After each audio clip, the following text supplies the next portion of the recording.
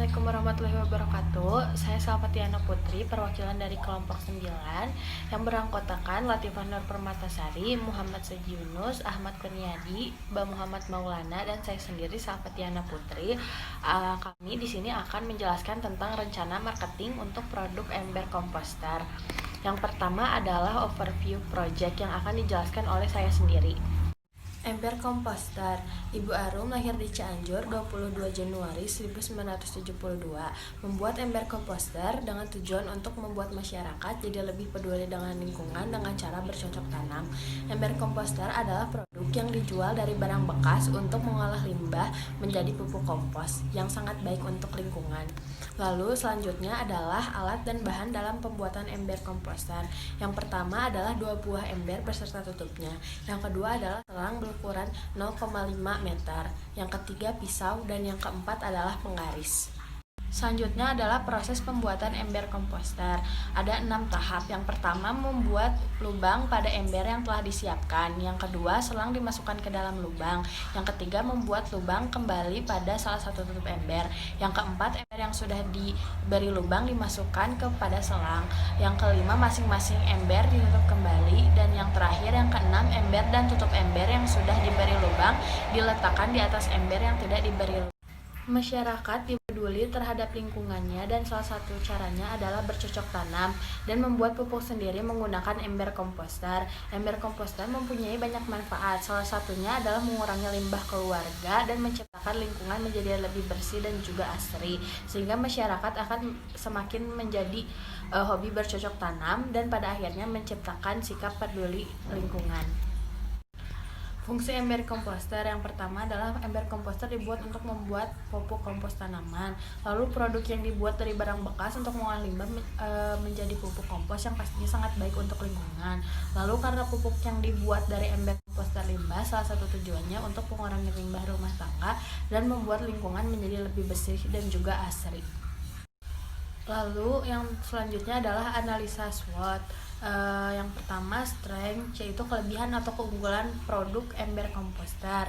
Analisisnya adalah produk yang dibuat dari barang bekas untuk mengolah limbah menjadi pupuk kompos yang pastinya sangat baik untuk lingkungan. Yang kedua adalah weakness, kekurangan produk ember komposter. Analisisnya adalah masih kurang banyak yang ikut serta dalam pembuatan ember komposter dan juga belum banyak orang yang menggunakan ember komposter ini. Yang ketiga adalah opportunity, kesempatan produk ember komposter, yaitu analisisnya dengan masalah sampah dan lingkungan yang semakin serius saat ini sehingga berpeluang produk yang dapat mengurangi ini, salah satunya ember komposter. Yang keempat adalah threat, ancaman produk ember komposter, mengajak warga untuk peduli lingkungan dengan salah satunya melalui ember komposter dan kurangnya pengetahuan dalam hal ini. Lalu selanjutnya akan dijelaskan oleh teman saya. Selanjutnya ada proses kerja. Pertama, overview, melakukan wawancara dengan pemilik bisnis ember komposter untuk mendapatkan informasi tentang bisnis tersebut. Kemudian melakukan brainstorming untuk mengetahui strategi yang tepat dan langkah apa yang harus diambil. Kemudian penyusunan rencana, menentukan rencana apa yang akan dilakukan agar efektif dan efisien. Kemudian proses yang kami lakukan, pertama interview via chat, interview dengan 2 orang pemilik usaha yaitu Bapak Bun dan Ibu Arum. Kedua, interview via video call dengan Ibu Arum yang merupakan pemilik bisnis. Kemudian brainstorming, membandingkan bisnis ini dengan bisnis ember komposter lainnya. Keempat, brainstorming, membandingkan bisnis ini dengan bisnis yang mendukung bisnis ember komposter. Terakhir, menyusun rencana eksekusi untuk mengajak orang lebih peduli terhadap lingkungan. Selanjutnya akan diserahkan kepada rekan kami. Untuk temuan utama, di sini ada 3 poin. Yang pertama adalah ember komposter ini hanya menjangkau beberapa orang di lingkungan sekitar dan belum banyak konsumennya. Yang kedua adalah belum ditentukannya harga pasti untuk ember komposter tersebut. Dan yang ketiga adalah terjadi peningkatan cukup pesat antara masyarakat yang hobi bercocok tanam, tetapi masih sedikit orang yang membuat pupuk kompos sendiri. Yang pertama, ember komposter ini hanya menjangkau beberapa orang di lingkungan sekitar dan belum banyak konsumennya. Sesuai penelitian yang kami lakukan bahwa masyarakat Cimahi cenderung konvensional. Lalu belum adanya kegiatan promosi penjualan ember komposter. Konvensional ini terlibat dalam perilaku kota, seperti daur ulang dan konservasi energi. Konvensional menghemat biaya dan menggunakan produk sepenuhnya daripada melindungi lingkungan. Konvensional juga cukup percaya terhadap bisnis yang bertanggung jawab dalam segi sosial. Lalu yang kedua adalah belum ditentukannya harga pasti untuk ember komposter tersebut. Ember komposter ini juga masih belum ditetapkan harga pastinya. Dalam penetapan harga untuk ember komposter, supaya dapat mendapatkan laba untuk pebisnis, maka perlu ditetapkan harga untuk sebuah ember komposter tersebut. Dengan demikian, perlu dilakukannya perhitungan harga pokok produksi. Yang ketiga adalah terjadi peningkatan yang cukup pesat antara masyarakat yang hobi bercocok tanam, tetapi masih sedikit orang yang membuat pupuk kompos sendiri. Berdasarkan wawancara dengan klien, terjadi peningkatan yang cukup pesat antara masyarakat yang hobi bercocok tanam, sehingga banyak masyarakat yang membeli pupuk untuk tanamannya. Tidak sedikit yang membeli pupuk kimia untuk tanamannya, sehingga ember komposter berpeluang untuk memenuhi kebutuhan pupuk dari sampah organik yang baik untuk tanaman dan juga lingkungan pastinya. Implikasi di sini, yang pertama adalah temuan, di mana ember komposter ini hanya menjangkau beberapa orang di lingkungan sekitar dan belum banyak konsumennya.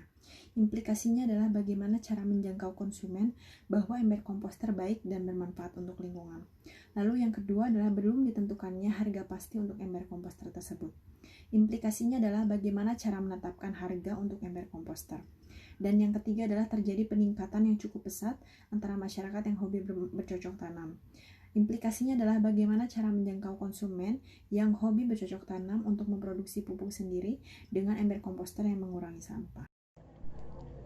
Baik, saya akan melanjutkan presentasi berikutnya, yaitu terkait tentang rekomendasi. Setelah kami diskusikan, kami menyimpulkan terdapat 3 rekomendasi. Yang pertama yaitu memberikan diskon dan gratis ongkos kirim serta promo lainnya. Kemudian melakukan penetapan harga ember komposter. Dan yang terakhir yaitu membuat sosial media dan video tentang perawatan tanaman. Yang pertama yaitu memberikan diskon dan gratis ongkos kirim serta promo lainnya. Promo yang menarik dapat menarik perhatian dan membuat pelanggan untuk melihat hasil dari ember komposter. Jenis promo yang diberikan dapat berbentuk diskon atau gratis ongkos kirim. Diskon yaitu dengan diskon aspek menarik konsumen yang sangat mempertimbangkan pengeluarannya seperti konsumen konvensional. Sedangkan gratis ongkos kirim yaitu dengan gratis ongkos kirim dapat menarik konsumen yang malas keluar ke rumah. Kemudian yaitu melakukan penetapan harga yang berkomposer, menentukan alat dan bahan serta biaya-biaya dalam pembuatan sebuah ember komposer. Kemudian menentukan harga dari masing-masing alat dan bahan serta biaya per unit ember komposer. Kemudian yaitu menentukan berapa persen laba yang diinginkan serta biaya promosi penjualan. Selanjutnya yaitu membuat sosial media tentang peduli lingkungan. Dengan sosial media dapat menjangkau konsumen lebih banyak dan meningkatkan kepedulian konsumen terhadap lingkungan melalui feed dan story yang kreatif, dan juga memasukkan tentang pemanfaatan ember komposter serta membuat akun menjadi akun bisnis untuk melihat berapa banyak konsumen yang melihat, serta dapat juga melakukan pembelian ember komposter melalui sosial media tersebut. Berikutnya itu membuat video tentang perawatan tanaman. Video merupakan media paling efektif untuk menjangkau konsumen, karena konsumen dapat melihat dan mendengarkan apa pesan yang disampaikan oleh pembuatan video. Selanjutnya dilanjutkan oleh teman saya. Terima kasih. Selanjutnya di sini saya akan menjelaskan brand strategik. Brand strategik untuk ember komposter. Yang pertama, brand core. Bertujuan untuk menciptakan lingkungan bersih dan asri, menciptakan pupuk kompos yang lebih sehat, mengurangi sampah. Visi dari brand core yaitu membuat masyarakat jadi peduli lingkungan dan salah satunya bercocok tanam dan membuat pupuk sendiri menggunakan ember komposter. Nilai-nilainya yang didapat yaitu dapat mengurangi limbah rumah tangga, menciptakan lingkungan menjadi semakin bersih dan asri, serta membuat masyarakat jadi semakin hobi bercocok tanam. Brand positioning dari Audien yaitu bagaimana mengajak semua orang untuk mengolah sampah menjadi komposter yang baik dan untuk tanaman. Target marketnya yang pertama yaitu masyarakat sekitar, yaitu masyarakat RW 8 untuk mengikuti ikut serta dalam memanfaatkan dan juga memproduksi ember komposter. Goalnya yaitu ember komposter sangat berguna untuk mengurangi sampah organik sehingga mengurangi jumlah sampah di TPA. Brand positioningnya yang pertama personality, yaitu kompeten adalah mempengaruhi seseorang untuk ikut serta dalam mengurangi sampah dan juga ikut menjaga lingkungan lewat bercocok tanam. Voice-nya yaitu enter composer, mengubah sampah organik menjadi pupuk tanaman yang aman dan baik untuk lingkungan.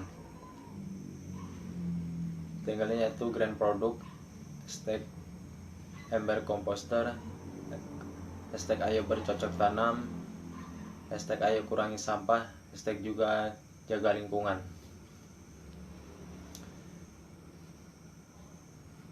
Brand kampung organik ini adalah bentuk brand dari yang kami ajukan untuk ember komposter itu sendiri. Untuk pemilihan warna yaitu dari yang pertama warna hijau, di mana warna hijau ini memiliki kesan yang amat tenang. Kemudian warna abu-abu tua memiliki makna yang netral dan kesuburan. Ada juga warna biru toska yang memiliki makna menenangkan, mengendalikan sukacita, feminim, menyegarkan, intuisi, keseimbangan, dan kestabilan emosi. Brand application-nya yaitu produk ini dibuat dan digunakan untuk menjaga kebersihan lingkungan dan memanfaatkan limbah-limbah rumah tangga yang nantinya akan dijadikan pupuk kompos. Pupuk kompos ini dapat digunakan sebagai pupuk tanaman dan juga sayuran yang sehat dan terbebas dari bahan kimia. Sekian presentasi dari kelompok kami. Saya akhiri, wabillahi taufiq wal hidayah. Wassalamualaikum warahmatullahi wabarakatuh.